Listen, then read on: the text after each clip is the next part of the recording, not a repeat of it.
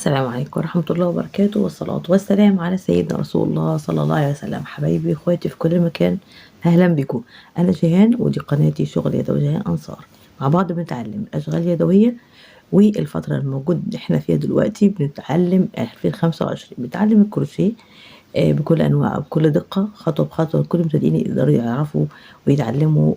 دورة مجانية لكل حبايبي واخواتي. وقبل ما نبدأ المفرش النهاردة بنسأل سؤال في ديننا الحنيف، وإن شاء الله نعرف إجابته في الحلقة القادمة. وسؤال حلقة النهاردة اللي احنا هنجاوبه اللي هو بتاع الحلقة اللي فاتت كان بيقول: ما اسم الغار الذي استخفى به الرسول صلى الله عليه وسلم وصاحبه أبو بكر في مكة؟ وكان الغار غار ثور، وهو غار يقع في طريق جنوب مكة، وهو جبل شديد الوعورة وبه أحجار كثيرة، ومكث فيه 3 ليالي إلى أن تهدأ قريش وتخف مطاردتها له. تمام. هنقول سؤال الحلقة النهاردة بيقول: من الذي كان يأتيهما بالأخبار وهما في الغار؟ تمام.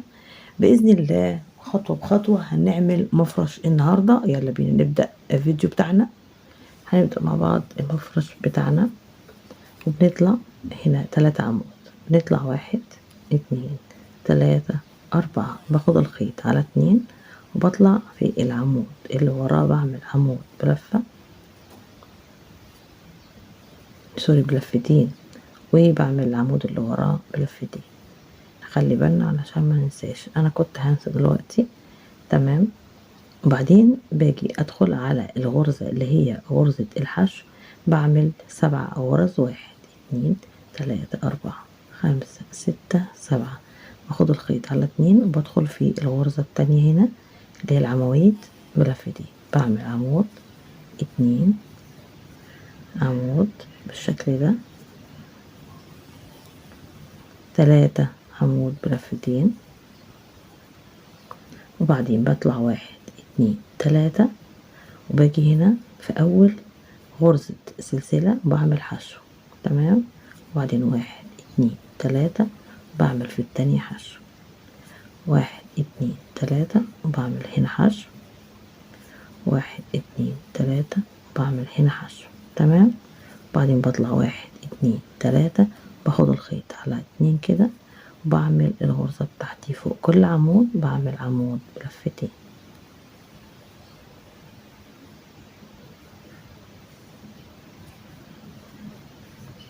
باخد الخيط على 2، بدخل بالشكل ده،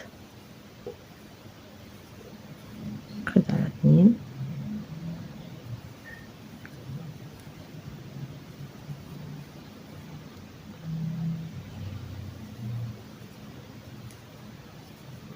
بعدين باجي هنا في الغرزة بين اللي فيها غرزة حشو 2 هنا فوق بعض، بطلع 1 2 3 4 5 6 7، باخد الخيط على 2 وباجي هنا بعمل عمود بلفتين،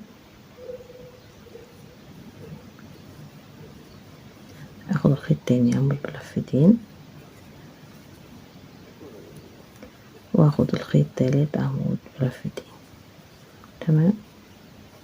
وبعدين 1 2 3 بدخل هنا في اول فراغ سلسلة وبعمل حشو، 1 2 3 وبعمل هنا حشو، 1 2 3 هنا حشو، 1 2 3 هنا حشو، 1 2 3 باخد الخيط وبلف كده، بعمل عمود بلفتين، عمود تاني بلفتين،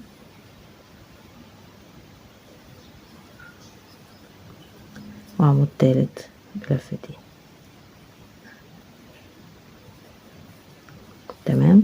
بكمل انا بنفس الطريقة دي اهي. الخطوة بتاعتي بنت الغرزة شوية بنت معايا اهي. هكمل بقية كل السطر وهجيلكم تاني.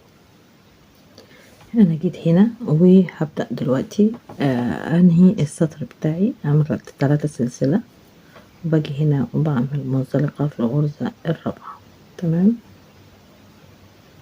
بطلع زي ما بطلع كل مرة كده خلاص ب4، 1 2 3 4 باخد الخيط وبدخل هنا وبعمل عمود بلفتين، بدخل تاني واعمل عمود بلفتين اهي. وبعدين باخد 1 2 3، باخد انا الخيط وباجي اعمل على مرتين وبعد هنا 1 2 غرزة 2 3، في الرابعة هنا بعمل عمود بلفتين بالشكل ده. بعدين بطلع في الغرزة هنا 1 2 3 4، باخد الخيط على 2 وباجي في النص هنا في نص العمود وبعمل عمود لفة بلفتين سوري. وبعدين بعمل سلسلة وباجي هنا في أول غرزة دخلتها بالشكل ده بعمل عمود بلفتين تمام. بعدين بطلع 1 2 3، باخد الخيط على 2 وبدخل هنا على ال3 عواميد بعمل عمود بلفتين وعمود تاني بلفتين وبعمل العمود التالت تمام بالشكل ده اهي تمام كده. شايفين الاتجاه؟ وبعدين بطلع 1 2 3 4، باخد الخيط وبدخل في اول 3 سلاسل دول وبعمل غرزة حشو. وبعدين 1 2 3، واخدين بالنا من الخطوة. بعمل هنا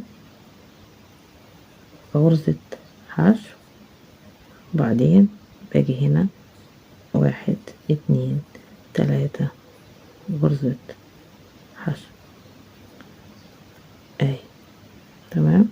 وبعدين 1 2 3 4، باخد الخيط على 2 وبعمل فيه عمود بلفتين في اول عمود، عمود تاني بلفتين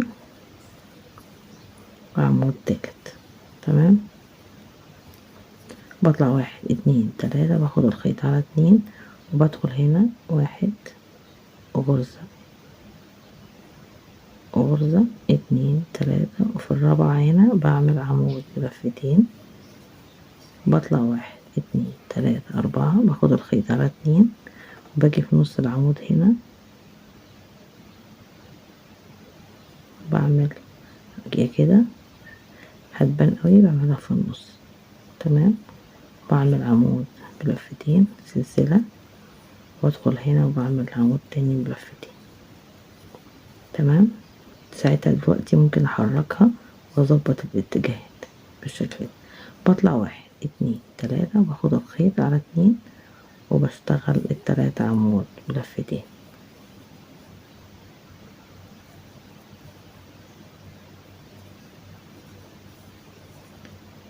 بالشكل ده.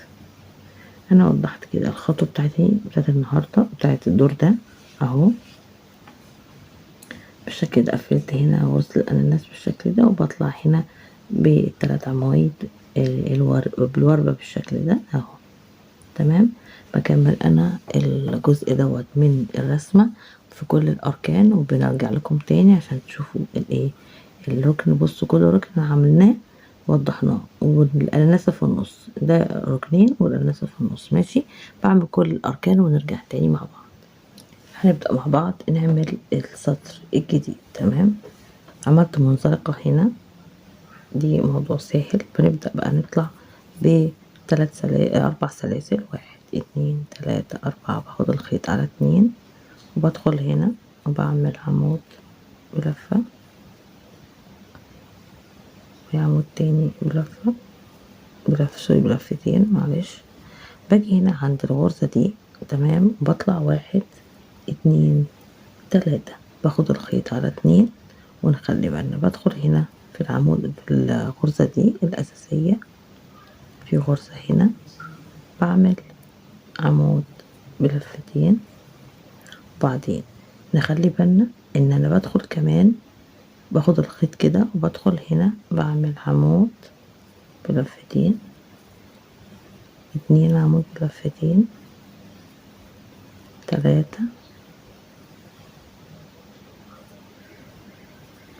وباجي هنا بعمل في الغرزة الأساسية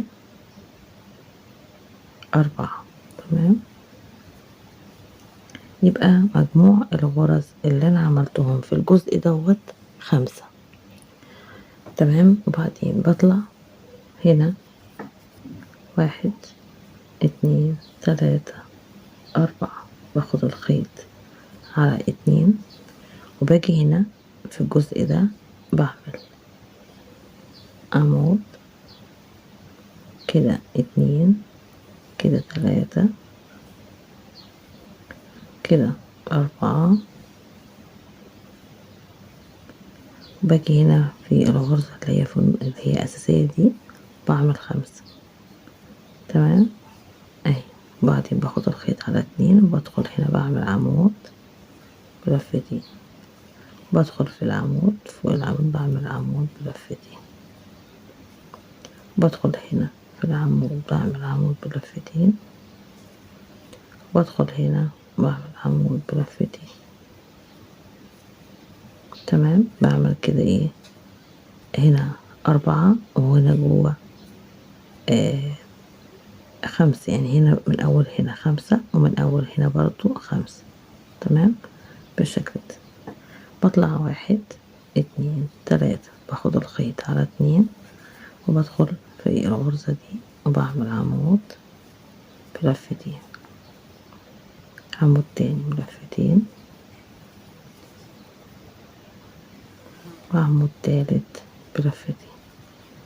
تمام، وبعدين 1 2 3 4، بدخل هنا أعمل غرزة حشو، بعدين 1 2 3 4 5 6 7، بدخل هنا أعمل غرزة حشو، بعدين 1 2 3 4، باخد الخيط على 2 وادخل هنا بعمل عمود بلفتين، عمود تاني بلفتين، عمود تالت بلفتين. تمام، بعدين 1 2 3، باخد الخيط على 2 وبعمل هنا هنكرر تاني، بدخل هنا بعمل 4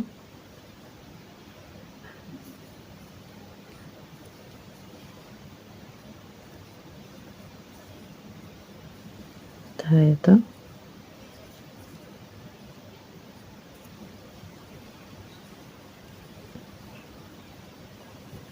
هنا عملت 3 في النص وواحد من واحد شمال، صح؟ يبقى كده واحدة هنا و3 في النص كده صح. وبعدين بطلع 1 2 3 4، باخد الخيط على 2 وبدخل هنا وبعمل 3 عمود بلفتين، 2 3، بعدين باخد الخيط وبدخل هنا بعمل في الغرزة العمود، بعمل غرزة تاني عشان يبقوا 5. تمام، وبعدين باخد الخيط وادخل هنا بعمل غرزة، بعدين كمان في العمود في السلسلة كمان وفي العمود.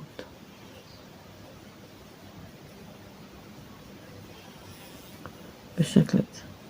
تمام، بطلع 1 2 3، باخد الخيط على 2 وبعمل ال3 عمود بلفتين.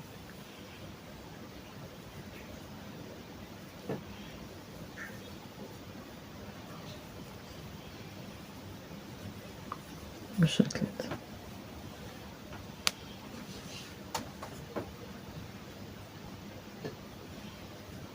اهي ادي الخطوة بتاعتي، وادي هعمل بيها الخطوة دي في كل الاسطر بتاعتي في كل الاركان، ونرجع تاني نشوف الغرزة بتاعتي حصل فيها ايه وشكلها عامل ازاي.